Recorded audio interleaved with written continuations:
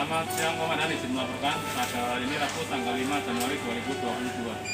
Dua personil Polsek Bujong melaksanakan patroli sambung dengan tingkat C3 dengan sasaran batas Suaraya, Terminal Karang Bujong, pantau arus Malin, mesin ATM, dan objek vital lainnya. Tujuan terakhir di mesin ATM Link Karang Bujong.